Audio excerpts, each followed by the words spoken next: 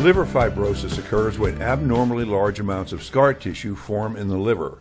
This scar tissue replaces healthy liver cells, distorting the liver's internal structure and limiting blood flow. Without enough blood, these cells die and more scar tissue is formed. Eventually, fibrosis becomes widespread and permanent. Bands of scar tissue form throughout the liver, destroying its internal structure.